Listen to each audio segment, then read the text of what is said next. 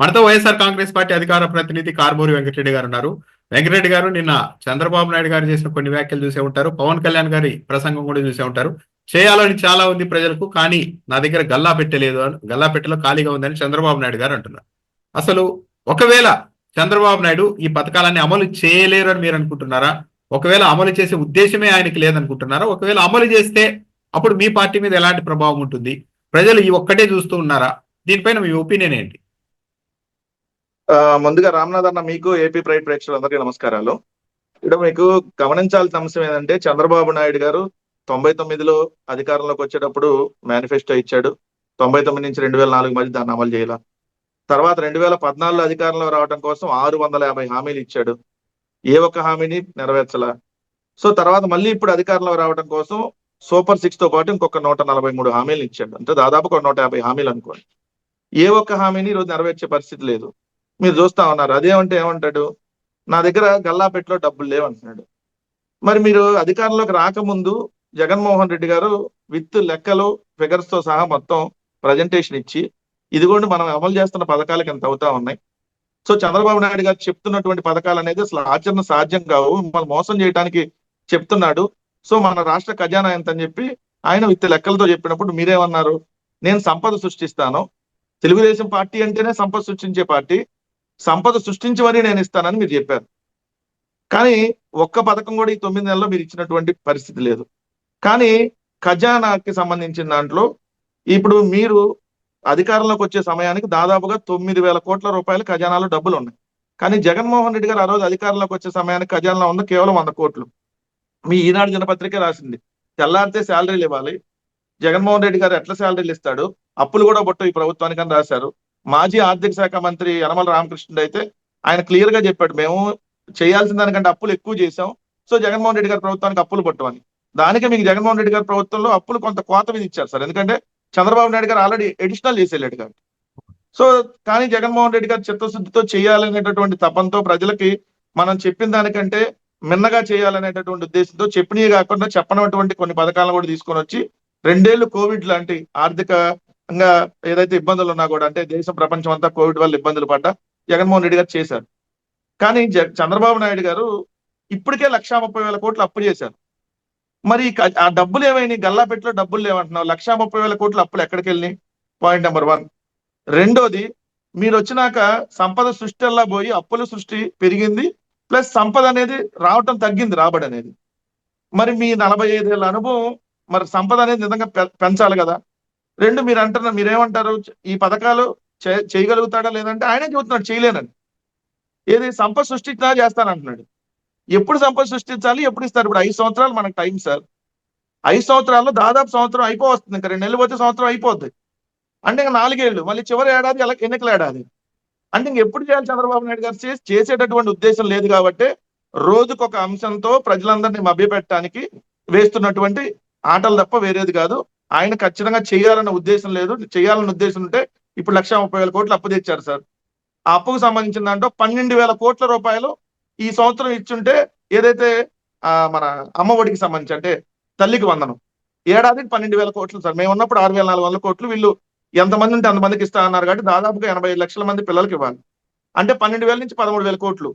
వీళ్ళు ఇచ్చిన 1,30,000 కోట్లు 13,000 కోట్లు ఇస్తే ఆ పథకం అయిపోయింది కదా. అన్నదాత సుఖీభవ 10,000 కోట్లు అయింది ఏడాదికి. మరి ఆ 10,000 కోట్లు దాంట్లో అయిపోయేది కదా. అంటే 12,000 ప్లస్ 10,000 22,000 కోట్లతో 2 పథకాలు అయిపోయాయి. ఉచిత బస్సుతో 2,000 కోట్లు ఎంత అవుతుంది ఏడాదికి? అంటే 10 ప్లస్ 2 10 ప్లస్ 12 ప్లస్ ఒక 2 అంటే దాదాపుగా 25,000 కోట్లు అయితే 3 పథకాలు అయిపోయాయి కదా. అంటే మరి ఆడబిడ్డ నిధి ఆ పథకం కూడా అయిపోయేది కదా సార్. 1,30,000 కోట్లు సగం దీనికి ఖర్చు పెట్టిన దాదాపుగా ఆయన ఇచ్చిన సూపర్ 6 లో ఒక 4 హామీలు, పెద్ద పెద్ద హామీలన్నీ నెరవేరిపోయాయి. అంటే ఇప్పుడు ఏమనిపిస్తుంది అంటే, ఏమనిపించింది నాకు అనిపించింది ఏంటంటే, సరే 5 ఏళ్ళు కంటిన్యూగా ఇచ్చినా కూడా గవర్నమెంట్లు ఉంటాయి పోతాయని గ్యారెంటీ లేదు కాబట్టి ఆఖరి సంవత్సరం ఈ పథకాలు మొదలుపెట్టి, నేను ఈ 4 ఏళ్లలో సంపద సృష్టించాను, అందుకే ఇప్పటి నుండి ఇస్తూ ఉన్నాను, నెక్స్ట్ టైం కూడా గెలిపించండి, ఇంకా ఇలాగే కంటిన్యూ చేస్తాను అని మళ్ళీ ఇంకో ఎత్తేమన్నా వేస్తారేమో ముఖ్యమంత్రి గారు ప్రజల మీద. 100% వేస్తాడు సార్. ఎందుకంటే మీకు చంద్రబాబు నాయుడు గారు ఈ సూపర్ 6 పథకాలని చివరి 6 నెలల్లో ఇస్తాడు. చివరి 6 నెలల్లో కొంతమందికి ఇస్తాడు. నిరుద్యోగ వృత్తి అంతమంది 1,00,000 మందికి ఇచ్చాడు, ఏది ఆయన అధికారంలో దిగిపోయే ముందు. సేమ్ అట్టానే 1,00,000 మందికో 2 లక్షల మందికో నిరుద్యోగ వృత్తి వేస్తాడు. సో అప్పుడు ఆడబిడ్డని ఇదని చెప్పి అప్పుడు వేస్తాడు. ఎందుకంటే ఇదిగోండి ఇప్పుడు దాకా నాకు సంపద లేదు, మొత్తం విధ్వంసం జరిగిపోయింది, నేను వచ్చి మొత్తాన్ని గాడిలో పెట్టేసి ఇప్పుడు సంపదను సృష్టించేసా, అందుకని ఇప్పుడు మీకు ఈ 6 నెలల పథకాలు ఇచ్చా, ఇంకా ఇంకా ఇస్తా రేపు పొద్దున్న సంపద సృష్టించని చెప్పి మళ్ళీ సొల్లు కబుర్లు, మళ్ళీ ప్రజలను మభ్యపెట్టేటటువంటి కబుర్లు చెప్పి మళ్ళీ ఏదో ఒక విధంగా అలా మభ్యపెట్టే కార్యక్రమం చేస్తాడు. ఎందుకంటే మీకు 2019 ఎన్నికలకు ముందు పసుపు కుంకుమని 10,000 వేసాడు అప్పుడు దాకా. అప్పుడు దాకా ఉమ్, లేదు, లేదు. చివరిలో పసుపు కుంకుమని వేసాడు, కానీ ప్రజలు నమ్మల. సో ఈసారి చంద్రబాబు నాయుడు గారు చివరి 5-6 నెలల్లో ఇచ్చినా ప్రజలైతే నమ్మేటటువంటి పరిస్థితి ఉండదు. ఎందుకంటే ఆల్రెడీ ఇన్ని నెలలు ఇవ్వకుండా చివరి 4-5 నెలలు ఇచ్చామంటే ఎట్లా నమ్ముతారు? సో ఎన్నికల స్టంట్ అని అనుకుంటారు కాబట్టి నమ్మేటటువంటి ప్రసక్తి అయితే ఉండదు రామ్నాథ్ గారు. ఇప్పుడు ఓన్లీ పథకాలు చూసే ప్రజలు ఈ ప్రభుత్వాన్ని అంచనా వేస్తారా? సరే, అమలు చేయడం సాధ్యం కాదనేది బడ్జెట్ లెక్కలు బట్టి, ఆర్థిక పరిస్థితిని బట్టి స్పష్టంగా అర్థమవుతోంది. కేవలం ఎన్నికల్లో గెలవడానికి ఈ హామీలు ఇచ్చారు అన్నది కనపడుతుంది. ఒక్కవేళ హామీలు కింద మీద పడైనా సరే అమలు చేస్తే దాన్ని చూసి మళ్ళీ తెలుగుదేశం పార్టీ ప్రభుత్వానికి, కూటమి ప్రభుత్వాన్ని ప్రజలు ఎన్నుకుంటారా లేదా అంటే ఏమంటారు? సార్ ఇక్కడ మనం గమనించాల్సినటువంటి అంశం, ఒక ప్రభుత్వ పనితీరు అనేది ఇప్పుడు వీళ్ళు చెప్తున్నట్టుగా ఒక దాని మీద అనేది డిపెండ్ అయి ఉండదు సార్. ఖచ్చితంగా సంక్షేమ పథకాలు, అభివృద్ధి ఫలాలు, అక్కడ గుడ్ గవర్నెన్స్ అనేది నడుస్తా ఉందా లేదా, శాంతి భద్రత ఎలా ఉన్నాయి, వీటన్నిటిని బేరీ చేసుకుంటారు. ఎమ్మెల్యేల పనితీరును కూడా బేరీ చేసుకుంటారు. మీరు అన్నట్టుగా ఇప్పుడు ప్రజెంట్ చూస్తా ఉంటే 9 నెలలుగా సాక్షాత్తు వాళ్ళ ఎమ్మెల్యేలే, తెలుగుదేశం పార్టీకి సంబంధించిన ఎమ్మెల్యే కొలిక్పూడి శ్రీనివాసరావు బయటకు వచ్చి ఏం చెప్పాడు? అయ్యా నా నియోజకవర్గంలో 130 నుంచి 140 బెల్ట్ షాపులు ఉన్నాయి. మంత్రిగా ఉన్నటువంటి నారాయణ విద్యా సంస్థల పక్కనే పిల్లలు ఆల్రెడీ 9-10 తరగతి విద్యార్థులు ఈ బెల్ట్ షాపులకి మందు తాగుతానికి అలవాటు పడిపోయారు. సో పాడైపోతున్నారు, తీసేయమని చెప్పాడు. మరి ఇప్పటి వరకు ఎక్కడన్నా దానికి సంబంధించి చర్యలు తీసుకున్నారా? సాక్షాత్తు కొన్ని ఎమ్మెల్యేలు అయితే ఇద్దరు ఎమ్మెల్యేల మధ్య కొట్లాటలు జరుగుతున్నాయి. నాకు ఆ వర్క్ కావాలి, నాకు ఈ వర్క్ కావాలని. ఏది ఆ బూడిద దగ్గర ఆ బూడిద పంచాయతీలు అన్ని మనం చూసాం కదా. సో ఎమ్మెల్యేలు నాకు ఇక్కడ కావాలి, నెల నెల కమిషన్లు ఇక్కడ కావాలని అనుకుంటున్నారు. ఇప్పుడు ఇంకొక బ్రేకింగ్ న్యూస్ ఏంటంటే, జనసేన పార్టీకి సంబంధించినటువంటి ఉమ్మడి పశ్చిమ గోదావరి జిల్లా ఎమ్మెల్యే, నేను పేరు తర్వాత చెప్తాను, అందరికీ తెలుసు ఆ అంశం. ఉమ్మడి పశ్చిమ గోదావరి జిల్లాకు సంబంధించినటువంటి ఒక జనసేన ఎమ్మెల్యే బాహాటంగా నేను 500 కోట్ల రూపాయలు సంపాదిస్తా ఈ 5 సంవత్సరాలు అని చెప్పి ఛాలెంజ్ విసురుతున్నాడు. ఆ నియోజకవర్గంలో ఉన్న ప్రజలందరికీ అది తెలుసు. 500 ఎంత దారుణం చూడతారు. ఒక ఎమ్మెల్యే 5 సంవత్సరాల్లో 500 కోట్లు సంపాదిస్తా అంటున్నాడు, అది కూడా జనసేన ఎమ్మెల్యే. ఇంకా తెలుగుదేశం ఎమ్మెల్యేలు ఇంకా దోపిడీ ఏ విధంగా ఉంటుంది చూడండి. ఆ ఎమ్మెల్యేకి ఫస్ట్ కారు కూడా లేదు. ఆ ఎమ్మెల్యే కారు కూడా లేకపోతే ఆ ఎమ్మెల్యేకి కారు జనసేన నాయకులు కారు తీసుకొని వచ్చి గిఫ్ట్ గా ఇచ్చారు. పాప మా ఎమ్మెల్యే కారు లేనటువంటి ఎమ్మెల్యే అని చెప్పి ఫస్ట్ చూపించే కార్యక్రమం చేశారు. ఆయన దాన్ని రిజెక్ట్ చేశాడని కూడా చూపించారు. కానీ తీసుకొచ్చి ఇచ్చిన జనసేన నాయకులు కాదు, క్రికెట్ బుకీలు. ఆ కారు తీసుకొని వస్తే ఆయన రిజెక్ట్ చేశాడు. ఆ కారు రిజెక్ట్ చేశా అని చెప్పాడు. మళ్ళీ తర్వాత ఆ కారుని ఓ 10 రోజుల తర్వాత మళ్ళీ తీసుకొని ఆ కారునే వాడుతున్నాడు. ఆ కారుతో పాటు ఇప్పుడు 2 కోట్ల రూపాయల విలువ చేసే 4 కార్లు ఉన్నాయి సార్ ఆయన దగ్గర. కియా కార్నివాల్ ఉంది, ఫార్చునర్ ఉంది, ఇన్నోవా గిఫ్ట్ గా ఇచ్చిన ఫార్చునర్ కారు, మొత్తం 4 కార్లు ఆయన దగ్గర ఉన్నాయి. ఓన్లీ కార్లు కాస్ట్ 2 కోట్లు. ఏది అధికారంలోకి రాకముందు ఆయన కారు లేదు. జనసేన పార్టీకి సంబంధించిన ఎమ్మెల్యే అధికారంలోకి రాకముందు కారు లేదు. అధికారంలోకి వచ్చిన 8 నెలల్లో 4 కార్లు వచ్చినాయి. మరి ఎక్కడి నుంచి వచ్చినాయి సార్? 2 కోట్ల రూపాయలు విలువ చేసేది.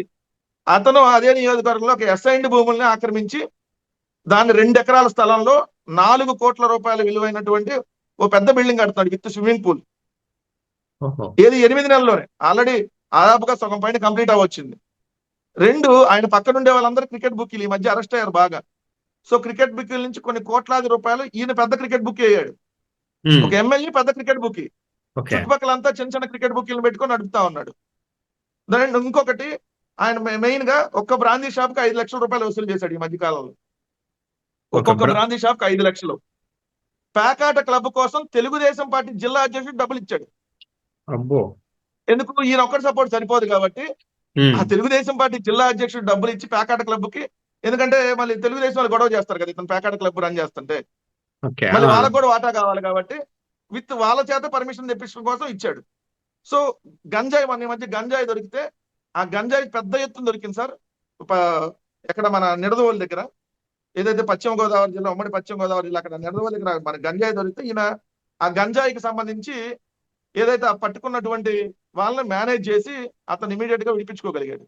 అంటే ఎంత పెద్ద మొత్తంలో ఎంత చేతులు మార్చి ఏం చేయగలిగాడు అంటే, మరి ఇంత పెద్ద ఎత్తున ఒక ఎమ్మెల్యేనే ఇంత స్థాయికి అవినీతికి పాల్పడుతున్నాడు. ఎక్కడికక్కడ పేకాట క్లబ్బులు మీరు మీరు చూస్తే ఇసుక, మట్టి, బొసక, మీరు మన సంక్రాంతికి అయితే కోడి పందాలతో కొన్ని కోట్ల రూపాయలు ఎమ్మెల్యేల ద్వారానే చేతులు మారినాయి.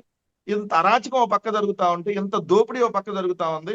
ఇదేంటి, వాళ్ళు సంపదను దోచుకుంటున్నారు. ఇదొక పాయింట్ లో ప్రభుత్వం మీద ఖచ్చితంగా వ్యతిరేకత అనేది. రెండోది, ప్రజల దగ్గర సంపద దోచే కార్యక్రమం. ప్రభుత్వ సంపదను దోయటం ఒక పాయింట్, ప్రజల సంపద మీరు చూస్తే నిన్నటికి నిన్న సాగునీటికి సంబంధించిన దాంట్లో కూడా ప్రభుత్వం పన్ను అయిపోతా ఉంది ప్రైవేటు వ్యక్తుల చేతికి ఇచ్చి. అంటే ఏంది, మనం పంట పొలాలకి మనం నీరు పెట్టుకోవాలంటే ఎక్కడో కృష్ణా నదో గోదావరి 9 ఆ నదుల నుంచి సహజంగా వచ్చేటటువంటి నీరుతో నార్మల్ గా కాలువల్లోంచి మనం వస్తాయి, లేదా వర్షాల ద్వారా వచ్చినాయో అట్లా వస్తాయి. కానీ దానికి కూడా మీటర్లు పెడతారంట, ప్రైవేట్ వ్యక్తులు అప్పచెబుతారంట. ఎకరానికి దాదాపుగా 2,000 రూపాయలు మినిమం ఉండేటట్టుగా వసూలు చేసేటటువంటి కార్యక్రమం. రోడ్లు ప్రైవేటు పరం, కాలేజీలు ప్రైవేటు పరం, స్కూళ్ళు ఎక్కడికక్కడ మీరు చూస్తే ప్రతి ఒక్క రంగాన్ని ప్రైవేట్, మెడికల్ కాలేజీ ప్రైవేటీకరణ, అడ్డగోలుగా పన్నులు. ఈ దోపిడీ ఓ పక్క జనాలను పీక్కు తినేటటువంటి పన్నుల కార్యక్రమం. ఎక్కడన్నా బయటికి వెళ్తే సేఫ్ గా తిరిగి వస్తారన్న గ్యారంటీ లేదు. నిన్న చూశారు కదా, ఒక అమ్మాయి ఏదైతే పెళ్లి కావాల్సినటువంటి అమ్మాయి మీద తెలుగుదేశం పార్టీ నాయకుడు కొడుకు యాసిడ్ దాగిచ్చి ఆ అమ్మాయి పేక కోసినటువంటి కార్యక్రమం. ఆ అమ్మాయి హాస్పిటల్లో ఉంది. సో ఇట్లాంటి సంఘటనలు జరుగుతుంది. ఎక్కడన్నా మాట్లాడారా?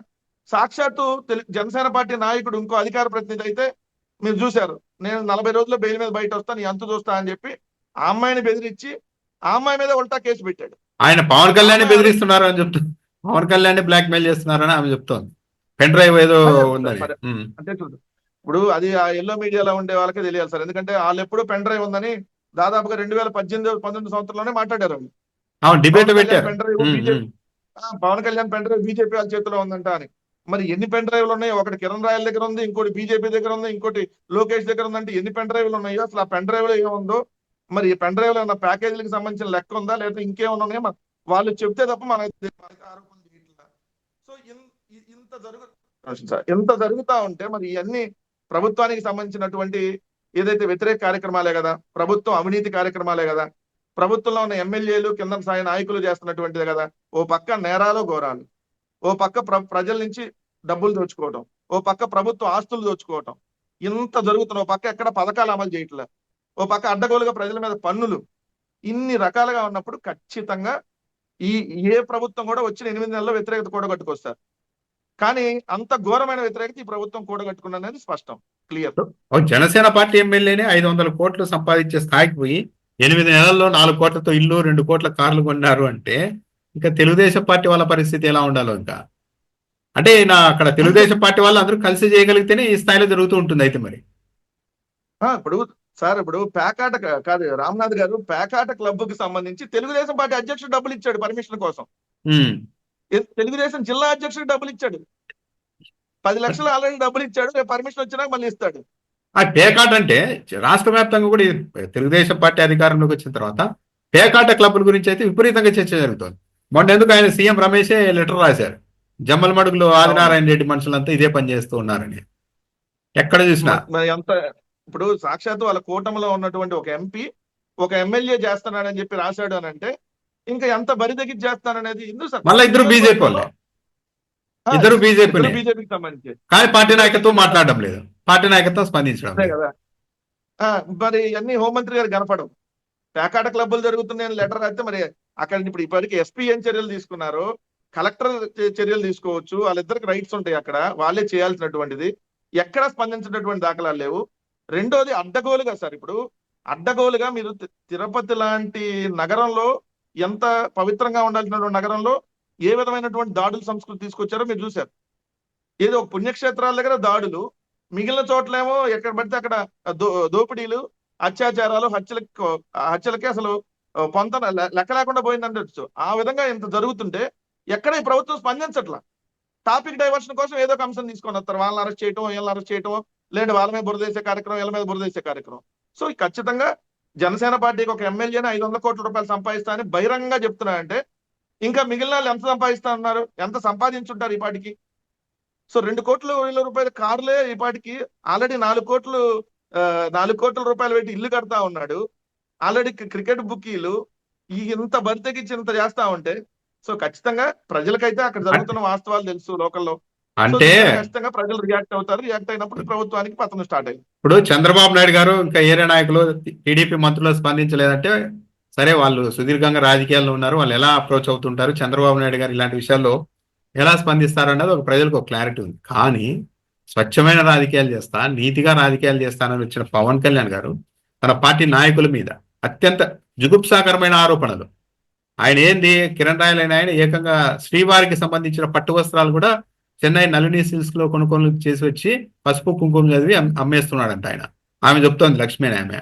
అంత దారుణంగా ఉంటాయి. అది వదిలిపెడితే అవన్నీ జరిగాయి లేదని తర్వాత కానీ డైరెక్ట్ ఆడియోల్లో అంత పచ్చిగా నిన్ను చంపేస్తా, లేపేస్తా, వాడెంత వీడెంత, కులాల గురించి కూడా మాట్లాడుతూ ఉంటే కులరహిత సమాజాన్ని నిర్మిస్తానన్న పవన్ కళ్యాణ్ ఇప్పటికీ ఆయన పార్టీ నుండి సస్పెండ్ చేయలేదు అంటే ఇంతకంటే చంద్రబాబు నాయుడు గారిని మెచ్చుకోవడం మేలు పవన్ కళ్యాణ్ కంటే.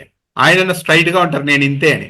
ఈయన అన్ని అబద్ధాలు చెప్పి నేను ఇలా ఉంటా అలా ఉంటానని చెప్పి ఈరోజు బెల్లం కొట్టిన రాయలాగా దేని మీద స్పందించకుండా ఉన్నారంటే ఇదే అసలైన వంచన ప్రజలకి. సార్ ఇప్పుడు ఇప్పుడు చంద్రబాబు నాయుడు గారితో సావాసం చేసినప్పుడు ఇట్లాంటి లక్షణాలు కాకుండా ఏ లక్షణాలు వస్తాయి? ఇప్పుడు దత్త తండ్రి దత్త కొడుకు అంటాం మనం మామూలుగానే, దత్తపుత్రుడు దత్త తండ్రి. చంద్రబాబు నాయుడు గారు ఎట్లాంటి మోసగాడు అందరూ తెలుసు. అట్లాంటి మోసగాడికి మద్దతు ఇచ్చేవాడే పెద్ద మోసగాడు కదా. మోసగాడితో సావాసం చేసేవాడిని మంచి కోసం సావాసం చేస్తారా సార్? చెడుతో చెడు పనులు చేయడం కోసం సావాసం చేస్తారా? సో పవన్ కళ్యాణ్ అనేటటువంటి వ్యక్తి ఇప్పుడు వాళ్ళ పార్టీ నాయకుల మీద లైంగిక ఆరోపణలతో పాటు హత్యాయత్నాలు ఆల్రెడీ ఇంటికి వెళ్ళాడు, సీసీ కెమెరాల్లో కూడా ఉంది. అదే కిరణ్ ఆ లక్ష్మి వాళ్ళ ఇంటికి వెళ్ళిన సీసీ కెమెరాల్లో ఉంది. సో ఆమెకు ప్రాణహాని ఉందనేది తెలుసు, చంపేస్తాను అంటున్నాడు. ఇప్పటి వరకు ఎక్కడ రియాక్ట్ కాల. రెండో అంశం, వాళ్ళ నాయకులు ఇంత అవినీతికి పాల్పడుతుంటే విచ్చలవిడిగా ఆయన సపోర్ట్ చేస్తున్నాడు. అంటే ఏంటి, ఇతనికి వాటా లేకపోతే ఎందుకు సపోర్ట్ చేస్తాడు? నిజంగా ఇతను నీతిమంతుడు అయితే వాళ్ళ ఎమ్మెల్యేలు అవినీతికి పాల్పడుతున్నప్పుడు ఈయనకి కానీ దాంట్లో వాటాలు రాకపోతే ఈయన స్పందిస్తాడు కదా. సో అంటే ఇప్పుడు ఆ గోదావరి జిల్లాలో నేను చెప్పిన ఎమ్మెల్యేతో పాటు అనేక మంది జనసేన ఎమ్మెల్యేల మీద అనేక రకాల ఆరోపణలు ఇప్పుడు వరకు ఉన్నాయి. అంటే దాంట్లో ఈయనకి పార్టీ ఫండ్ ఇస్తున్నారు వాళ్ళు. ₹1 ఏది స్కామ్ ఏమన్నా చేస్తే, ₹1 ఏమన్నా అవినీతి సంపాదిస్తే దాంట్లో ఒక 20 లక్షలు 10 లక్షలు ఈ పార్టీకి ఏమైనా ఫండ్, మళ్ళీ ఈయన వ్యక్తిగతంగా ఈయనకు 10 లక్షలు 20 లక్షలు ఏమైనా చదువుతున్నారేమో. లేకపోతే ఆయన ఎందుకు ఎంకరేజ్ చేస్తాడు? ఖచ్చితంగా దీంట్లో వాటా ఉంది కాబట్టి. జనసేన ఎమ్మెల్యేల అవినీతి వెనక పవన్ కళ్యాణ్ హస్తం ఉంది ఖచ్చితంగా, ఇది క్లియర్. ఆ ₹100 కోట్ల పవన్ కళ్యాణ్కి చేరకపోతే అంటే మరి రేపొద్దున మళ్ళీ టికెట్ కూడా డబ్బులు ఇచ్చి మళ్ళీ కొనుక్కుంటారేమో ఎమ్మెల్యే సీట్కి. అందుకనే కదా వాళ్ళు ఓపెన్ చెబుతున్నారంట. మళ్ళీ నన్ను మొన్నటిదాకా డబ్బులు లేవని అన్నారు కదా, ఆ ఎమ్మెల్యే చెప్తున్న మాటలు సార్. నన్ను మొన్నటిదాకా డబ్బులు లేవు, టికెట్ రాదు నాకు అని చెప్పి ప్రచారం చేశారు కదా. ఈసారి ఫుల్ డబ్బులతో వస్తున్నా, 100 కోట్ల డబ్బులతో 500 కోట్లు సంపాదిస్తా ఈ 5 సంవత్సరాల్లో, ఎంత కావాలో అంత ఇచ్చి పడేసి తెచ్చుకుంటా సీటు, ఈ లోపల ఇంకో పార్టీ నుంచి తెచ్చుకుంటా అని చెప్తున్నాడంట కూటమిలో. అంటే ఎంత దారుణంగా ఉందో చూడండి పరిస్థితి. 8 నెలల్లోనే అతను ఛాలెంజ్ చేసి చెబుతున్నాడు నేను సంపాదించగలుగుతాను. ఒక ఎమ్మెల్యే ఆల్రెడీ సంపాదిస్తున్నాడు కానీ చెబుతున్నాడు. సో మరి దీని వెనక పవన్ కళ్యాణ్ లేకపోతే అంత డేర్గా ఎట్లా చెప్పగలుగుతాడు? ఇది తెలుగుదేశం నాయకులు కూడా వాటాలు ఇస్తున్నాడు కాబట్టి కదా అంత డేర్గా చెప్పగలుగుతుంది. రాష్ట్ర వ్యాప్తంగా కూడా వెంకటరెడ్డి గారు చెప్తూ ఉంటారు కదా చాలా మంది, వీళ్ళంతా వైఎస్ఆర్సీపీ ఓటమి నుంచి ఇన్స్పైర్ అయ్యారు. తెలుగుదేశం పార్టీ వాళ్ళు జగన్మోహన్ రెడ్డి ఎమ్మెల్యేలందరినీ కట్టడి చేసి పవర్ తన దగ్గరే పెట్టుకొని ఏమీ లేకుండా డైరెక్ట్ బటన్ నొక్కి చేసినా కూడా అంత దారుణంగా ఓడించినప్పుడు గెలుపోవటములు ఇంకెవరి చేతిలో ఉన్నాయని నమ్మాలి. పార్టీ 5 ఏళ్ళు చక్కదిద్దుకుంటే, సొంతంగా డబ్బులు సంపాదించుకుంటే ఫ్యూచర్ అన్న మాకు బాగుంటుంది కదా వ్యక్తిగతంగా అనే ఆలోచనతో మొత్తం స్టేట్ అంతా ఇలాగే వెళ్తున్నారని చెప్తున్నారు. ఇప్పుడు సుగాలి ప్రీతి కేసు తెలుగుదేశం పార్టీ హయాంలో ఆమె హత్య జరిగింది. పవన్ కళ్యాణ్ గారు వైఎస్ఆర్సీపీ హయాంలోనే జరిగింది, జగన్మోహన్ రెడ్డి కారణం అంటే నమ్మించడంలో సక్సెస్ అయ్యారు ప్రజల్ని. సిబిఐ నిన్న మాకు ఇది చాలా సంక్లిష్టమైన కేసు ఏం కాదు, ఆల్రెడీ టీడీపీ గవర్నమెంట్లోనే ఛార్జ్ షీట్ కూడా వేశారు కాబట్టి మేము విచారించలేమని చెప్పేసి ఇప్పుడు పవన్ కళ్యాణ్ గారు ఏం చేస్తారనుకుంటున్నారు? సార్ ఇప్పుడు సుగాలి ప్రీతి గారి కుటుంబం మరొకసారి దారుణంగా పవన్ కళ్యాణ్ గారి చేతిలో మోసపోయింది అనేది స్పష్టంగా కనపడుతుంది. రాజకీయంగా ఎవరైతే సుగాలి ప్రీతి గారి తల్లిదండ్రుల్ని రాజకీయంగా పవన్ కళ్యాణ్ గారు ఏదైతే రోడ్ల మీదకి తీసుకొని వచ్చి రాజకీయంగా అతను వాడుకొని వాళ్ళని నట్టేట ముంచాడు అనేది ఇప్పుడు క్లియర్ గా అనేక సందర్భాల్లో కనపడింది, మరోసారి ఇప్పుడు కనపడింది. ఎందుకు? ఆయన చెప్పింది ఏంటి, నేను అధికారంలోకి వచ్చినటువంటి 100 రోజుల్లో సుగాలి ప్రీతి గారి కుటుంబానికి న్యాయం చేస్తా, వాళ్ళు ఎవరైతే సుగాలి ప్రీతిని అత్యాచారం చేసి హత్య చేశారో ఆ దోషుల్ని కఠినంగా శిక్ష వేసేలాగా 100 రోజుల్లో తీసుకుంటా అన్నాడు. ఇప్పటికి 8.5 నెలలు అయింది. అంటే దాదాపుగా 250 రోజుల పైన అయింది ప్రభుత్వం అధికారంలోకి వచ్చి. 100 రోజులు పోయినాయి, 200 రోజులు పోయినాయి, 250 రోజులు కూడా పోయినాయి. జగన్మోహన్ రెడ్డి గారి ప్రభుత్వం ఆ కుటుంబానికి అండగా నిలబడింది. 2019 సంవత్సరంలో అధికారంలో, కానీ అసలు ఈ స్టోరీలోకి మనం ముందు వెళ్తే అసలు 2017 సంవత్సరంలో ఆగస్టు 19వ తారీఖున ఏదైతే సుగాలి ప్రీతిబాయ్ అనేటటువంటి 10వ తరగతి చదువుతున్నటువంటి గిరిజన విద్యార్థిని ఆత్మహత్య చేసుకుంది స్కూల్లో అని చెప్పి తల్లిదండ్రులు ఫోన్ చేశారు యాజమాన్యం. అది కర్నూలు శివార్లో తెలుగుదేశం నాయకుడు స్కూల్ సార్. తెలుగుదేశం పార్టీ నాయకుడికి సంబంధించినటువంటి స్కూల్ అది. అది మనం నోట్ చేయాల్సిన పాయింట్. అధికారంలో ఉంది తెలుగుదేశం పార్టీ. సో ఆ రోజు పవన్ కళ్యాణ్ గారు ఏదైతే తెలుగుదేశం పార్టీతోనే ఉన్నాడు, ఇంకా విడిపోలే. 2017 ఆగస్టు 2017లో ఆయనతోనే ఉన్నాడు. ఆ రోజు మాట్లాడలేదు ఆయన. ఆ రోజు నోరెత్తి ఎక్కడా మాట్లాడలేదు. అసలు ఆ స్కూల్ దగ్గరకు తల్లిదండ్రులు వెళ్ళగానే ఆ అమ్మాయి ఫ్యాన్ కు ఉరివేసుకొని ఉంది. బట్ కింద కాళ్ళు అనేది కింద నేలకు తగులుతా ఉన్నాయి. ఉరేసుకున్నప్పుడు కింద కాళ్ళు నేలకు తగలవు కదా. వాళ్ళకి అప్పుడే అనుమానం వచ్చినాక తర్వాత పోస్ట్ మార్టం రిపోర్ట్ లో జననాంగాల్లో వీర్య కణాలు ఉన్నాయని స్పష్టంగా పోస్ట్ మార్టం రిపోర్ట్ లో వచ్చింది. వచ్చిన తర్వాత వాళ్ళు ఆ రోజు ఫైట్ చేశారు. అసలు మా అమ్మాయిని ఇలా అత్యాచారం చేసి హత్య చేశారు అనే దాని మీద ఆ కాలేజీ యాజమాన్యాన్ని కరెస్పాండెంట్ వాళ్ళిద్దరు పిల్లల్ని అరెస్ట్ చేయడం జరిగింది. ఇది పెద్ద ఎత్తున గొడవ చేసినారు. కానీ మెల్లిమెల్లిగా ఆ కేసు నీరుగా వచ్చారు. ఏదైతే తెలుగుదేశం అధికారంలో ఉంది కాబట్టి. కానీ ఆ రోజు అన్ని రాజకీయ పార్టీలు మాట్లాడినా పవన్ కళ్యాణ్ ఎక్కడా నోరెత్తి మాట్లాడలా. 2017లో మాట్లాడలా, 18లో మాట్లాడలా, 19లో జగన్మోహన్ రెడ్డి గారు అధికారంలోకి వచ్చేదాకా మాట్లాడలా. కానీ జగన్మోహన్ రెడ్డి గారు అధికారంలో రాగానే రోజు నోరు లెగిసి పొలి కేకలు పెట్టాడు. పెద్ద పెద్ద కేకలు పెట్టి సుగాలి ప్రీతి గారికి ఎప్పుడు న్యాయం చేస్తున్నారు, ఆ కుటుంబానికి ఎప్పుడు న్యాయం చేస్తున్నారు, దోషులు ఎందుకు మీరు శిక్షించట్లేదు, ఒక అమ్మాయికి న్యాయం చేయలేని సీఎం పదవి ఉంటే అంత తీసుకోవట్లేండి, రాజీనామా చేయండి, ఇన్ని కూడా మాట్లాడాడు సార్. మాట్లాడి 100 సార్లు నోరెత్తి మాట్లాడి ఒక్కసారి కూడా న్యాయం చేయలే ఆయన. కానీ జగన్మోహన్ రెడ్డి గారు ఏదైతే చనిపోయిన అమ్మాయిని తిరిగి తీసుకురాలేం, కానీ ఆ దోషులు కఠినంగా శిక్ష పడాలి, అందుకని చెప్పి నేను సిబిఐ ఎంక్వైరీకి రాస్తున్నా. ఎందుకు సిబిఐ కన్నా అంటే సార్, అది ఒక తెలుగుదేశం పార్టీ నాయకుడి దగ్గర జరిగింది, వాళ్ళ స్కూల్లో జరిగింది. ఖచ్చితంగా ఇక్కడ రాష్ట్ర ప్రభుత్వంగా దాన్ని అంటే వాళ్ళు ఏం చేస్తారు, కక్షపూర్తిగా వెళ్ళారని చెప్పి చేయడానికి ఉంటుంది. కాబట్టి సిబిఐ ఎంక్వైరీకి వేస్తే సిబిఐ రాకపోతే అప్పటికి కుటుంబ సభ్యులు కూడా మళ్ళీ కోర్టుకు వెళ్ళినటువంటి సందర్భం ఇవన్నీ జరిగినాయి. సో దానికి సంబంధించి ఇప్పుడు సిబిఐ మా దగ్గర జనం లేరు, సరే మా దగ్గర ఎంప్లాయీస్ లేరు, మీది పెద్ద కేసు కాదు, మేము చేయలేము, చేసే అంత పెద్దది ఉంది కాదని చెప్పి ఈరోజు సిబిఐ తప్పించుకునేటటువంటి కార్యక్రమం చేసింది. కానీ జగన్మోహన్ రెడ్డి గారు ఆ కుటుంబానికి అండగా ఉండి 8 లక్షలు డబ్బులు ఇచ్చారు సార్. ఆ కుటుంబానికి 5 సెంట్లు ఇళ్ల స్థలం ఇచ్చారు, 5 ఎకరాల వ్యవసాయ భూమి ఇచ్చారు. మళ్ళీ ఆ కుటుంబంలో వాళ్ళ తండ్రికి ప్రభుత్వ ఉద్యోగం కూడా ఇచ్చారు. కానీ పవన్ కళ్యాణ్ ఏమి ఇచ్చాడు, ఈరోజు మోసం ఇచ్చాడు, దగా ఇచ్చాడు, నమ్మించి నట్టేట ముంచి వంచాడు. అడుగుతున్న పవన్ కళ్యాణ్ గారు, ఒక ఆడబిడ్డకు న్యాయం చేయలేని సీఎం పదవి ఉంటే ఎంత పోతే ఎంత అని మాట్లాడిన పవన్ కళ్యాణ్ గారు ఈరోజు కేంద్రంలో ఉన్నది వాళ్ళ భాగస్వాములే. సో ఇప్పుడు ఈమెకు న్యాయం చేయకపోతే నా డిప్యూటీ సీఎం పదవి ఉంటే ఎంత పోతే ఎంత అని ఏమైనా తెగిస్తారనుకుంటున్నారా? ఏం సార్ తెగించేది? జీవితంలో ఎమ్మెల్యేనే కాడాడు, మళ్ళీ ఇప్పుడు వచ్చిన ఉప ముఖ్యమంత్రి ఎందుకు రాజీనామా చేస్తారు? అతను కావాల్సిన పదవులు, రాజకీయ పదవుల కోసం ఏ ఊడికమైనా చేస్తాడు, ఎందాకైనా పోతాడు, ఎన్ని రకాలుగైనా ఎవరినైనా మోసం చేస్తాడు. నిజ జీవితంలో మోసం చేస్తాడు, రాజకీయ జీవితంలో వాళ్ళ జెండా పట్టుకున్న జెండా కూలీల్ని మోసం చేస్తాడు, సుగాలి ప్రీతి గారి తల్లిదండ్రులు లాంటి వాళ్ళని అనేక మందిని మోసం చేస్తాడు. ఇప్పుడు నేను అడుగుతున్న ఈయన చాలా వేషాలు వేస్తా ఉంటాడు సార్. చెప్పులు వేసుకొని సనాతన ధర్మం దీక్షలు చేస్తాడు. అంటే నేనైతే హిందూ మత భక్తుడినే కానీ మరి చెప్పులు వేసుకొని అట్లా దీక్షలు చేసేవాళ్ళు నేను ఎప్పుడు చూడలే. చెప్పులు వేసుకొని ఆ డ్రెస్సులు వేసుకొని నడిచి వెళ్తా ఉంటాడు దీక్షలు చేస్తా. ఆయన అక్కడే కడుగుతున్నట్టుగా ఫోజులు ఇస్తాడు. మొన్న తిరుపతి లడ్డు అంశంలో విజయవాడలో కడిగాడు. మరి ఇప్పుడు సిబిఐ ఆఫీస్ దగ్గరికి వెళ్ళి సిబిఐ మెట్లు ఎప్పుడు కడుగుతున్నావు పవన్ కళ్యాణ్? సనాతన వేషంలో వెళ్ళి ఎప్పుడు కడుగుతున్నావు? ఆ కడిగి ముందు వెళ్ళి అక్కడ మెట్లు కడిగి సిబిఐ వాళ్ళ దగ్గరికి వెళ్ళి, సిబిఐ వాళ్ళు రావట్లేదు కాబట్టి నేను మెట్లు కడుగుతున్నా అని చెప్పి కడిగి, అట్లానే కర్నూలు వెళ్ళి ఆ సుగాలి ప్రీతి గారి తల్లి కాళ్ళు పట్టుకొని ఆ తల్లిదండ్రులు ఇద్దరు కాళ్ళ మీద పడి క్షమాపణ కోరి నేను మిమ్మల్ని రాజకీయంగా వాడుకున్నాను, మోసం చేశాను, కనీసం నేను కేంద్రంలో మేమే అధికారంలో ఉన్నాం, నేను నరేంద్ర మోడీ ఎంత చెప్తే అంత, ఆయన అమిత్ షా నేను ఎంత చెప్తే అంత, కానీ సిబిఐ మాత్రం నేను ఇక్కడ తీసుకురాలేకపోతున్నాను ఎందుకంటే సిబిఐ దగ్గర ఉద్యోగస్తులు లేరు అని చెప్పింది అని చెప్పు. ఇంకోటి గమనించారా వెంకటరెడ్డి గారు, ఇప్పుడు మామూలు ఏదైనా ఒక సనాతన ధర్మాన్ని ఉద్ధరించాలి ఏదన్నా అనుకున్న వాళ్ళు ఏదో ఒక పాతబడిన టెంపుల్స్, నిర్లక్ష్యానికి గురైన టెంపుల్స్ వాటన్నింటినీ అభివృద్ధి చేసి అలా పోవాలి. కానీ మన పవన్ కళ్యాణ్ గారు మాత్రం గుళ్ళు తిరుగుతున్నారే కానీ పాతబడిన గుళ్ళని బాగు చేద్దామన్న ఆలోచన కూడా చేయలేదు. అలాంటి కాన్సెప్ట్ అన్న తీసుకుంటే కొద్దిగా ప్రయోజనం అన్నా ఉంటుంది కదా. అది వదిలేసి ఈయన సనాతన ధర్మాన్ని అడ్డు పెట్టుకొని ఈయన ఎదగాలనుకుంటున్నారా, లేకుంటే ఈయన నిజంగానే సనాతన ధర్మానికి న్యాయం చేయాలనుకుంటున్నారా అన్న అనుమానం అయితే కలుగుతోంది.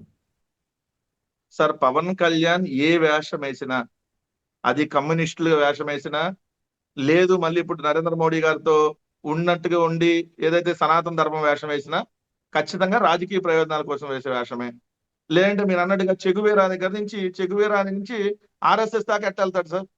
చెగువేరా ఏంటి, ఆర్ఎస్ఎస్ ఏంటి, రెండు విభిన్న ధృవాలు కదా. అసలు చెగువేరా సిద్ధాంతం నుంచి ఆ ప్రజారాజ్యం నుండి జనసేన రూపాంతరం చెందడం కాదు, జనసేనలోనే 4-5 సార్లు రూపాంతరాలు చెందాయి. అవి అతి భయంకరమైన రూపాంతరాలు. మా ఎట్లాంటి రూపాంతరాలు అంటే అన్న, అతను మోడీ గారితో సమావేశం ఫస్ట్. ఉమ్, అసలు ఇది కూడా ఎంత విచిత్రమైన చూడండి అన్న, ఎందుకంటే మనం డిస్కషన్ రాలేదు కాబట్టి. చిరంజీవి గారేమో కేంద్ర మంత్రిగా కాంగ్రెస్ లో ఉంటాడు. అవును. కాంగ్రెస్ లో కేంద్ర మంత్రిగా ఉండగానే జనసేన పార్టీ పెడతాడు తమ్ముడు పవన్ కళ్యాణ్. పార్టీ పెట్టి ఈయన బీజేపీతో సమావేశం చేస్తాడు. ఈయన ఆయనేమో కాంగ్రెస్ లో కేంద్ర మంత్రి, ఈయనేమో బీజేపీతో పొత్తు.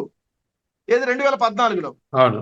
తర్వాత మళ్ళీ 2018 దాకా అక్కడ నుండి 2018లో విడిపోయినట్టుగా మళ్ళీ నటించేసి, తర్వాత కమ్యూనిస్టులతో పొత్తు, బిఎస్పీతో పొత్తు, మాయావతి గారు కాలు పట్టుకున్నాడు వెళ్ళి కాళ్ళకి. దాని తర్వాత ఇమీడియట్ గా చూడండి, మళ్ళీ 6 నెలల తర్వాత ఇమీడియట్ గా మళ్ళీ బీజేపీతో పొత్తు. వెళ్ళిపోయాడు. మళ్ళీ ఎన్నిసార్లు రూపాంతరం చెందాడు? కాంగ్రెస్ లో కేంద్ర మంత్రిగా పనిచేసిన చిరంజీవి గారికి పద్మవిభూషణ్ ఇచ్చేస్తారు వీళ్ళు. అవును. కాంగ్రెస్ లో కేంద్ర కాదు. మంత్రిగా చేసిన చిరంజీవి గారికి అంటే పవన్ కళ్యాణ్ డైరెక్షన్ లో పద్మవిభూషణ్ ఇస్తారు. కాంగ్రెస్ పార్టీ వాళ్ళు ఒకసారి గోడౌన్లోకి వెళ్ళి చూసుకోవాలా. మనకి అప్పట్లో చిరంజీవి ఇచ్చింది అసలైన వైన్ బాటిలా, లేకుంటే దానిమ్మ రసం నింపి బాటలు ఇచ్చాడా మనకి ఒకసారి చూసుకోవాలి వాళ్ళని. అదే కదా సార్. అంటే ఎలా నిజంగా సార్, ఇప్పుడు మెగా కుటుంబంలో వాళ్ళు మెగా అభిమానులందరినీ దగా చేశారు. వీళ్ళు దగా చేసి అభిమానులందరినీ నాశనం చేసి వదిలిపెట్టారు. ఇప్పుడు కూడా చూడండి, ఇప్పుడు కూడా రాజకీయం కోసం రకరకాలుగా, మొన్నటిదాకా చిరంజీవి గారు నాకు రాజకీయాలకు సంబంధం లేదన్నాడు, ఇప్పుడేమో జై జనసేన అంటున్నాడు. అవును. ఎంత మార్పు చూడండి. అదే జనసేన అధికారంలో రాకపోతే మళ్ళీ నోరెత్తి మాట్లాడేవాడు కదా, ఎందుకంటే అక్కడ ప్రభుత్వంలో వేరే వాళ్ళు ఉంటారు కాబట్టి. సో వాళ్ళకి మళ్ళీ వాళ్ళతో మనకి ఎందుకు ఇబ్బంది అని చెప్పి మాట్లాడేవాడు కదా. వాళ్ళు అధికారంలోకి వచ్చారు కాబట్టి ఇప్పుడు జై జనసేన అన్నాడు. సో ఏ అంటకు ఆ గొడుగు పట్టడంలో చిరంజీవి పవన్ కళ్యాణ్ మించిన వాళ్ళు ఈ ఆంధ్రప్రదేశ్ లో లేదు సార్. అంటే ఏ గంటకు ఆ గొడుగు పడతారు. అదే ఓటు బ్యాంకు. అంటే చెప్పాలంటే సరే, ఒక రాజకీయ పార్టీకి ఒక వర్గం అనుకూలంగా ఉంటుంది, వాళ్ళు కూడా మా వర్గానికి సంబంధించిన నాయకులు ఎదగాలనుకోవడంలో తప్పులేదు. అదే ఓటు బ్యాంకు, అదే మెగా అభిమానులు, అదే ఒక కీలకమైన చాలా రోజులుగా అధికారం కోసం ఎదురు చూస్తున్న ఒక సామాజిక వర్గం. ఇదే సామాజిక వర్గాన్ని కదా పవన్ కళ్యాణ్ ఫస్ట్ చిరంజీవి క్యారీ చేశారు. ఆయన తర్వాత కాంగ్రెస్కి అప్పగించేసి కేంద్ర మంత్రులు తెచ్చుకున్నారు. ఇప్పుడు జస్ట్ మళ్ళీ కరెక్ట్ గా అదే ఓటు బ్యాంకు, అవే వర్గాలే కదా పవన్ కళ్యాణ్ గారితో కూడా ఉన్నది. అంటే ఎన్నిసార్లైనా దీంతో మనం రాజకీయ వ్యాపారం చేయొచ్చు అన్న ఉద్దేశంతో ఏమైనా వీళ్ళు ఉన్నారా సార్? 100%. ఇప్పుడు రాజకీయ వ్యాపారం కాకపోతే మీకు అదే సామాజిక వర్గంలో చాలా మంది ఉన్నారు కదా వీళ్ళ కోసం పనిచేసిన వాళ్ళు. అవును. గ్రామీణ స్థాయి నుంచి వీళ్ళ కోసం జెండాలు కట్టిన వాళ్ళు, సినిమాల బ్యానర్లు కట్టి జీవితాలను నాశనం చేసుకున్న వాళ్ళు, ప్రజారాజ్యంతో జీవితం నాశనం చేసుకున్న వాళ్ళు ఉన్నారు, జనసేనతో జీవితం నాశనం చేసుకున్న వాళ్ళు ఉన్నారు. మరి వాళ్ళకి ఎక్కడైనా పదవులు వచ్చినాయా? ఎవరికి వచ్చింది? చిరంజీవికి వచ్చింది. చిరంజీవి ఎమ్మెల్యే అయిపోయాడు, తర్వాత రాజ్యసభ సభ్యుడు అయిపోయాడు, కేంద్ర మంత్రి అయిపోయాడు, తర్వాత పవన్ కళ్యాణ్ ఎమ్మెల్యే అయిపోయాడు, తర్వాత ఉప ముఖ్యమంత్రి అయిపోయాడు. దీని తర్వాత ఇప్పుడు నాగబాబు ఎమ్మెల్సీ అయ్యి మంత్రి కాబోతున్నాడు. అంటే కుటుంబంలో ముగ్గురు, ఏదైతే మెగా బ్రదర్స్ అంటే ముగ్గురే కదా, ఆ ముగ్గురికి పదవులు వచ్చినాయి. కాపు సామాజిక వర్గంలో ఆ ముగ్గురికే పదవులు వచ్చినాయి. ఆ ముగ్గురికి కాకుండా కింద స్థాయిలో పనిచేసిన వాళ్ళకి ఎక్కడ వచ్చినాయి? కనీసం డైరెక్టర్ పోస్టులు ఇప్పించుకోవడం కూడా ఇప్పించుకోవట్లేదు సార్. ఎందుకంటే నోరెత్తి మెదట్ల డైరెక్టర్ పోస్టులు, చైర్మన్ పోస్టులు కూడా ఇప్పించుకునేటటువంటి పరిస్థితి లేదు. కానీ వీళ్ళ వరకు వస్తే చాలు. అంటే సినిమాల నుంచి వాళ్ళని వాడుకొని, అట్లానే రాజకీయంగా కూడా వాళ్ళని వాడుకొని ఇంకా క్యారీ చేస్తూ, ఇంకా మభ్య పెడుతూ, ఇప్పుడు వీళ్ళకి సంబంధించినటువంటి ఎవరైతే వీళ్ళని బలంగా వెన్నుదన్నుగా నిలబడినటువంటి కొంతమంది ఎవరైతే ఉన్నారో వాళ్ళని తెలుగుదేశం వాళ్ళు కొడుతున్నా దిక్కులేదు కదా. కనీసం పవన్ కళ్యాణ్ అక్కడ ఖండిస్తున్నాడా? వాళ్ళని అవమానకర రీతిలో అనేక సందర్భాల్లో అవమానపరుస్తున్నా. మీకు తెలుస్తారు, మొన్న చింతమనేని ప్రభాకర్ అదే జనసేన మహిళను పట్టుకొని అదే కాన్స్టిట్యున్సీ దెందులూరులో జనసేన ఇన్ఛార్జ్ వెంకటలక్ష్మి ఏదో ఉందా సంథింగ్ పేరు, ఆమెను పట్టుకొని ఇష్టాన్ రీతిలో మాట్లాడినప్పుడు ఎక్కడైనా పవన్ కళ్యాణ్ ఖండించాడా? ఎందుకంటే వాళ్ళ ఇన్ఛార్జ్. కనీసం ఇన్ఛార్జ్ మీద మాట్లాడేటప్పుడు కూడా మాట్లాడట్లా. మొన్నటి మనం కోడి పందాల విషయంలో మీరు చూసారు, కోడి పందాల దగ్గరికి వాళ్ళు చిన్న గొడవ అయింది సార్, తెలుగుదేశం జనసేన. జనసేన తెలియదు వాళ్ళు. ఓకే. జనసేన వాళ్ళని తెలియకుండా కొట్టారు తెలుగుదేశం వాళ్ళని. అరే ఉమ్. బాబు మేము జనసేన బాబు అని అనగానే ఇంకా ఎక్కువ కొట్టారు. ఓకే. ఎంత దారుణమైన పరిస్థితి, ఎంత దారుణమైన పరిస్థితులు వాళ్ళకు ఉన్నాయి. కానీ పవన్ కళ్యాణ్ బాగుంటే చాలు, నాగబాబు బాగుంటే చాలు, చిరంజీవి గారు బాగుంటే చాలు. కాదు ఈ వెంకటరెడ్డి ముగ్గురు గారు, బాగుంటే ఇంకో విషయము, సార్. పవన్ కళ్యాణ్ గారు ఒక వారం ఏదో తెలుగుదేశం పార్టీని డిమాండ్ చేస్తున్నట్లు, తెలుగుదేశం పార్టీని కమాండ్ చేస్తున్నట్టు కనపడతారు. మళ్ళా వారం గడిచేసరికి తెలుగుదేశం పార్టీకి సరెండర్ అయిపోయారా, నారా లోకేష్ కు సరెండర్ అయిపోయారా, చంద్రబాబు నాయుడుకి సరెండర్ అయిపోయారా అన్నట్టుగా ఉంటుంది. చూస్తే కొద్ది రోజుల క్రితం చంద్రబాబు నాయుడు ఫోన్ చేసినా ఫోన్ తీయలేదు, అసలు మాట్లాడలేదని ఒక ప్రచారం చేస్తే వాళ్ళే ప్రచారం చేశారు వాళ్ళ మీడియాలోనే. మళ్ళీ నిన్న వెళ్ళి ఆ ఫంక్షన్కి వెళ్ళి అందరినీ పోగొడుతూ ఉన్నారు. ఏంటి ఎందుకు ఇలా పవన్ కళ్యాణ్ అలా ముఖ్యమంత్రి ఫోన్ చేసినప్పుడు ఎత్తకపోవడం ఏంటి, నిన్న వెళ్ళి అక్కడ అందరినీ ప్రశంసించడం ఏంటి? అంటే దానికి తెలుగుదేశం వాళ్ళు చెప్పేదే సార్. ఏమని చెబుతారంటే తెలుగుదేశం వాళ్ళు, పవన్ కళ్యాణ్ అలిగినప్పుడల్లా మేము ప్యాకేజ్ పంపిస్తే మళ్ళీ అలక మానుతా ఉంటాడు. ఆయన అలిగాడు అంటే ఆయన మా దగ్గర నుంచి కొద్దిగా ఎక్స్పెక్ట్ చేస్తున్నట్లు లెక్క. అది పంపించేయంగానే మళ్ళీ సేమ్ మళ్ళీ మేము చెప్పినట్టుగా మమ్మల్ని ఇంకా విపరీతంగా పొగుడుతాడు. వద్దురా బాబు ఇంకా ఆపన్న దాకా కూడా ఆపడు, ఇంకా పొగుడుతాడు అని వాళ్ళు చెప్తారు. దానికే నిన్న కనపడింది సార్. ఇప్పుడు మొన్న నిజంగా ఆయనకి ఏం బాగాలేదు, బ్యాక్ పెయిన్ ఏదో చెప్పారు సార్. ఆయనకి వెన్నునొప్పి అనేది చెప్పారు. నోరు బాగానే ఉండగా ఫోన్ ఎత్తి నోరు మాట్లాడడానికి ఏమైంది? చంద్రబాబు నాయుడు గారు సీఎం గారు ఫోన్ చేస్తే డిప్యూటీ సీఎం ఫోన్ ఎత్తలేదంటే మళ్ళీ కనీసం కాల్ బ్యాక్ అన్నా రావాలి కదా. ఫోన్ ఎత్తలేదు అనుకున్నాం, కనీసం కాల్ బ్యాక్ రావాలి కదా. అదే నాదెళ్ల మనోహర్ ఫోన్ కి అయితే రెస్పాండ్ అవుతున్నాడంట. సీఎం ఫోన్ కి డిప్యూటీ సీఎం రెస్పాండ్ కాలేదు. ఇది చంద్రబాబు నాయుడు గారు చెప్పిన దాన్ని బట్టి మనం విశ్లేషిస్తున్నాం. కానీ నాదెళ్ల మనోహర్ ఫోన్ కి రెస్పాండ్ అవుతున్నాడు. నాదెళ్ల మనోహర్ లేదులేండి ఉన్నాడు, బానే ఉన్నాడు, నాదెళ్ల మనోహర్ తో టచ్ లో ఉన్నాడంట. అది అయిపోయిన తెల్లారి ఆ మీటింగ్ జరిగింది కదా, ఆ మీటింగ్ లో చంద్రబాబు నాయుడు గారు చెప్పిన తెల్లారే ఫ్లైట్ టికెట్లు బుక్ చేసేస్తున్నారు ముందే, స్పెషల్ ఫ్లైట్. కొడుకు వచ్చేసాడు ముందే పాపం తండ్రి దగ్గరికి. ఇద్దరు కలిసి సనాతన యాత్రకు బయలుదేరిపోయారు. ఏంటది ఫోన్ ఎత్తలా, కానీ సనాతన యాత్రకి ముందే టూర్ ఫిక్స్ చేసుకుని వెళ్ళిపోయారు. నిన్న సడన్ గా మీరు చూస్తే విజయవాడలో ఒక కార్యక్రమం sir. SS Thaman alias Nandamuri Thaman music director. మన నందమూరి తమన్ ఇప్పుడు మన అంతకుముందు ఎస్ఎస్ తమన్ అనేవాళ్ళు. ఇప్పుడు కొత్తగా నిన్న నందమూరి తమన్ అని చెబుతున్నారు. చంద్రబాబు నాయుడు గారు కూడా నందమూరి తమన్ అన్నారు. సరే పర్లేదు, మంచి మ్యూజిక్ డైరెక్టర్.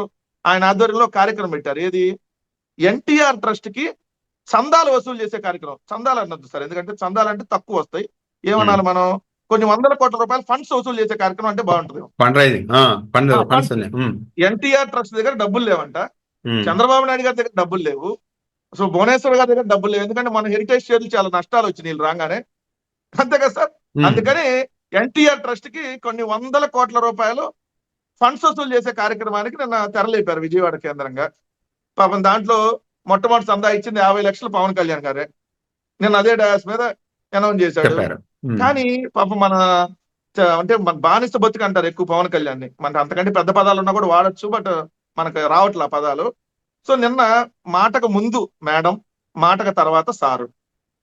ఏదో ఒక ఉప ముఖ్యమంత్రి మేడం భువనేశ్వర్ గారికి అయిపోయింది. సరే గౌరవంగా పెద్దామలే మేడం అన్నా అంటే ఓకే. నన్ను ప్రేమగా బాలయ్య అని పిలవమంటారు, కానీ నాకు ఎప్పుడు సారని పిలవాలనిపిస్తుంది. ఏది నిన్ను నీ పార్టీని అలగా పార్టీ అన్నాళ్ళని నీకు సారని పిలవాలనిపిస్తుందా? ఉందా అడుగుతున్నా సార్. నిన్ను నీ పార్టీని అలగా జనం అలగా పార్టీ అన్న బాలకృష్ణని, ఏ సార్ అలగా జనం అన్నటువంటి ఆ బాలకృష్ణ సారని పిలవాలనిపిస్తుందంట. పద్మభూషణ్ బాలకృష్ణ సార్ గారికి అయిపోయింది. దీని తర్వాత ఇంకో పెద్ద విచిత్రం, నాకు ఇష్టమైన ఆంధ్రప్రదేశ్ భవిష్యత్తు రూపకల్పన చేస్తున్న విద్యాశాఖ మంత్రి నారా లోకేష్ గారికి అంట. ఈయన ఆంధ్రప్రదేశ్ భవిష్యత్తు రూపకర్త అని ఈయనే డిసైడ్ చేశాడంటే ఫిక్స్ అయిపోయినట్టుంది. ఆయన సీఎం, ఈయన డిప్యూటీ సీఎం గా ఈయన చేత ప్రపోజల్ పెట్టిస్తారని ఫిక్స్ అయిపోయి ఆల్రెడీ దానికి సంబంధించి ముందే మెంటల్ గా ప్రిపేర్ చేస్తున్నట్ట. ఆంధ్రప్రదేశ్ భవిష్యత్తు రూపకర్త అంట నారా లోకేష్, భవిష్యత్తు రూపకల్పన చేస్తున్నాడంట. అంటే ఇది ఎంతకంటే దిగజారట్లే, ప్రతిసారి దిగజారుతాడని సినిమాలో ఉన్నట్టు సార్. పాపం జనసేనలు ఇక్కడ దిగజారట్లేరా, ఇదే లాస్ట్, ఎంతకంటే పవన్ కళ్యాణ్ దిగజారట్లేరా, ఇంకా దిగజారట్ ఇదే లాస్ట్ అని వాళ్ళు పాపం మనసులో అనుకున్నాకల్లా ఎంతకంటే దిగజారి ప్రవర్తిస్తూ ఉంటాడు. లేకపోతే నిన్నగాక మొన్నటి దాకా కదా సార్ ఫోన్ ఎత్తలేదని ఒకరోజు చెబుతారు, అనగానే జనసేనలు ఎస్ మా పవన్ కళ్యాణ్ చాలా గొప్పరా, ముఖ్యమంత్రి ఫోన్ చేస్తేనే ఫోన్ ఎత్తలా. ఇప్పుడేంది భువనేశ్వర్ మేడం, బాలకృష్ణ సారు, భవిష్యత్తు రూపకల్పన నారా లోకేష్.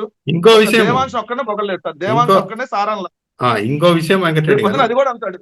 చిన్నబాబు దేవాంశ్ తారక్ అని కూడా అంటాడు. శాఖల్లో హైయెస్ట్ పెండింగ్ ఫైల్స్ అన్ని పవన్ కళ్యాణ్ గారి దగ్గరే ఉన్నాయంట. ఆ శాఖల్లోనే పంచాయతీరాజు, గ్రామీణాభివృద్ధి హైయెస్ట్.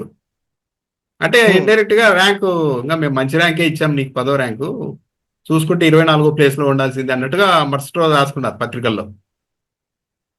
అంటే ఇండైరెక్ట్ గా చెప్పుంటారు సార్, నువ్వు పదాలు ఈ గుళ్ళు గోపురాలు లాంటి ఓవర్ యాక్షన్ ఆపి ఫైల్స్ క్లియర్ చేసుకో, లేదంటే నీకు 24వ ర్యాంక్ ఇవ్వాల్సింది 10 ఇచ్చాము అని చెప్పి చెప్పడానికి అని చెప్పారు. అయినా అసలు ఈ ర్యాంకులు వీళ్ళంతా కీళ్ళు ఇచ్చుకునే ర్యాంకులు 2 పవన్ సార్ అంతకుముందు క్యాబినెట్ లో ఒక ఇన్సిడెంట్ జరిగింది సార్, చాలా మందికి తెలియదు.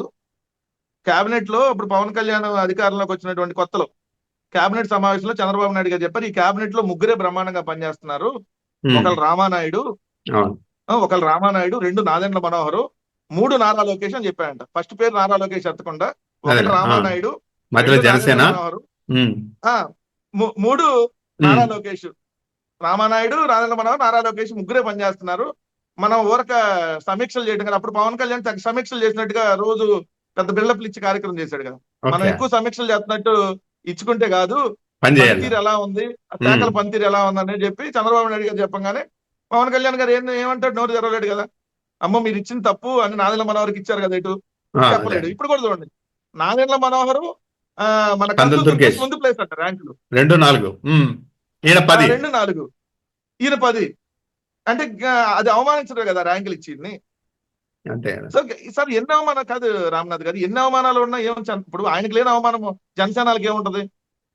ఆయన అన్నిటికీ సిగ్గొదిలేసి డబ్బులు వస్తే చాలు, మనకు తెలుగుదేశం వాళ్ళ నుంచి ఏదో డబ్బులు కమిషన్లు వస్తే చాలు, సో దాని ప్రకారం మనం పని చేసుకుంటా పోదాము, మనం ఎవడు ఎన్ని అన్నా ఎవడు ఎన్ని తిట్టినా మనం వాళ్ళకి చెప్పినట్టు చేద్దామని చెప్పి ఆయన ఫిక్స్ అయినాక ఇంకా ఆయనకు లేనట్టు జనసేనకి ఏముంటది? సో వాళ్ళు మెంటల్గా ఫిక్స్ అయిపోతున్నారు. లేకపోతే నిన్న భువనేశ్వరి మేడం, బాలకృష్ణ సారు, ఇష్టమైన లోకేష్, భవిష్యత్ రూపకల్ప లోకేష్, ఇంకా తెలుగుదేశం ఆశాకిరణం దేవాంశంలో సంతోషం, ఈ రాష్ట్ర ఆశాకిరణం దేవాంశం కూడా అనిపిస్తారు రేపు పొద్దున. సో ఎంత దిక్కుమాలిన స్థితికి తీసుకుని వెళ్తున్నారంటే సార్, ఇవన్నీ మనం వినాలని రాసి పెట్టి ఉందంటుంది. అందుకని రాష్ట్ర ప్రజలు జన్మ చేసుకున్న కర్మ కాకపోతే అంటే తన పార్టీ వాళ్ళకన్నా క్లియర్ గా స్టాండ్ చెప్తే ఆ స్పేసుల్లో సోషల్ మీడియాలో పాపం కనీసం జనసేన పార్టీ కార్యకర్తలు గొడవ పడకుండా ఉంటారు కదా.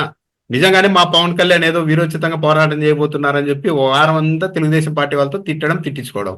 ఈయనేమో హఠాత్తుగా ఓ రోజు వచ్చేసి చంద్రబాబు నాయుడు గొప్పోరు, నారా లోకేష్ గొప్పోరు, బాలకృష్ణ గారు గొప్పోరు అనడం. పాపం జనసేన వాళ్ళు మధ్యలో ఏంటో పరిస్థితి వాళ్ళది. అది మాటకు ముందు పద్మభూషణ్ బాలకృష్ణ గారికి నిన్న మళ్ళీ అసలు విపరీతమైన విధేయతనైతే ప్రదర్శించారు నిన్న. అతి విధేయత సార్, అతి విధేయత, అసలు ఎవరు ఊహించని విధేయత ప్రదర్శించేసి, మాటకు ముందు మేడం, మాటకు తర్వాత సారు, అసలు వాళ్ళంత గొప్ప లేరు, ఈ రాష్ట్రానికి సేవ చేస్తుంది వాళ్ళే, వాళ్ళ తప్ప ఎవరు లేరు. ఒకప్పుడు ఎన్టీఆర్ ట్రస్ట్ మీద కూడా ఈ విమర్శలు చేసినట్టు నాకు గుర్తు సార్. ఈ ప్రజారాజ్యం అని ఉన్నప్పుడు ఎన్టీఆర్ ట్రస్ట్ మాతో ఎదిగితే గుర్తు వస్తాయి, విమర్శలు చేసినట్టు నాకు గుర్తు. సో ఇదే బాలకృష్ణ గారికి సంబంధించి పవన్ కళ్యాణ్ మాట్లాడాడు, ఇప్పుడు ఎవరు అలగా జనం మమ్మల్ని అంటారా, అలగా పార్టీ అని మమ్మల్ని అంటారా అని చెప్పి మాట్లాడారు. కానీ ఆయన ఇప్పుడు సార్ అని అనిపిస్తుందంట. సరే గౌరవంగా మనం వెళ్ళినప్పుడు ఎవరినైనా గారు అంటాం సార్, రెస్పెక్ట్ గా మనం ఏ మీటింగ్ వెళ్ళినా గారు అని సంబోధిస్తాం. ప్రజారాజ్యం ఎందుకండి? నారా లోకేష్ నువ్వు మా తల్లిని తిట్టించావు, నేను గుర్తు పెట్టుకుంటే ఎప్పటికీ మర్చిపోను అన్నారు. ఇంకేమో మర్చిపోయి కలిసిపోయి ఇప్పుడు భారత ముఖ్యమంత్రి అన్నట్టు మాట్లాడుతూ ఉన్నారు. ఇంకేముంది ఇక్కడ? అంటే జనసేన అయితే ఒకటి